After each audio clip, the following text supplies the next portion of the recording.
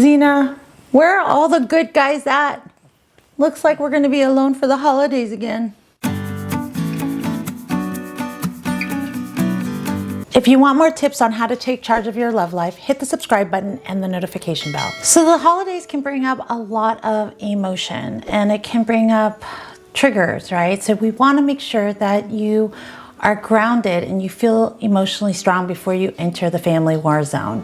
With that being said, I'm going to share with you 5 ways that you can combat loneliness during this holiday season. Tip number 1 is make sure you fill that calendar up. So there are tons of events going on, whether it's a virtual event or an in-person event. Obviously, you need to stay safe with social distancing.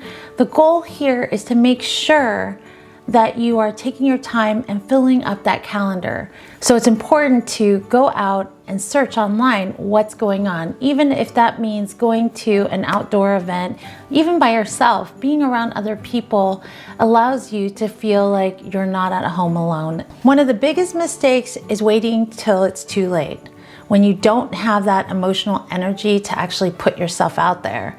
So my biggest tip to you is get your calendar filled right now. While you're feeling good, go online, search out all these different events, and then you know what? If you don't feel like going, you can always cancel, but you have something to look forward to. Tip number 2 is say no to things that don't make you happy.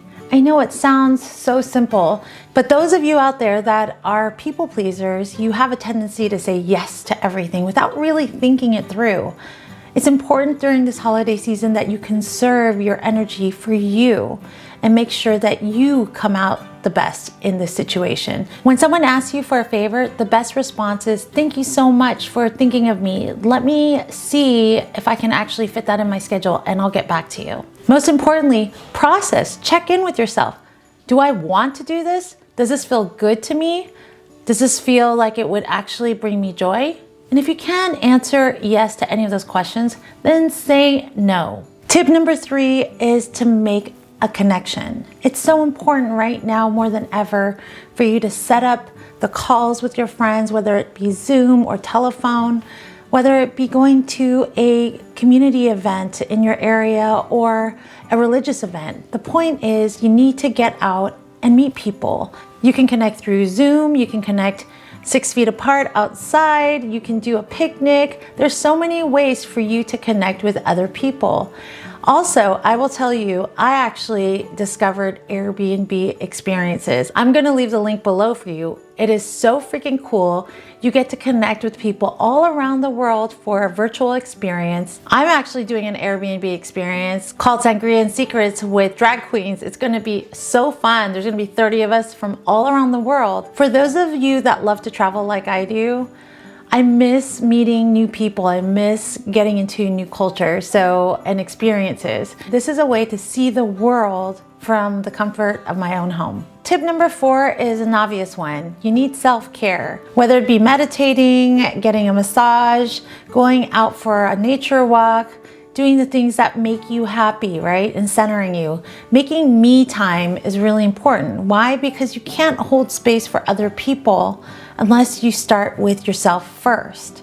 So think about making a list of 5 things that you could do that would bring you the most joy. Things that are self-nurturing, that make you feel re-energized. Tip number 5 may sound strange, but it's been proven that when you do something kind for someone else, it brings you joy. There's a website called Volunteer Match, I'll leave the link below, that you could probably find volunteer events, maybe one single event that you'd like to do and participate in, so that you can give back to other people. When you focus on others, you take away from the me, me, me, me. It can help you step into the present moment and feel a lot of gratitude for what you have and where you're at. So now I want to hear from you. What are you going to do to spark some joy in your life this holiday season? Leave the comment below, or if you have any questions, leave them below as well. Or go to amiethedatingcoach.com and send me a message there. Thank you so much for joining me today, and remember, it's never too late to take charge of your love life.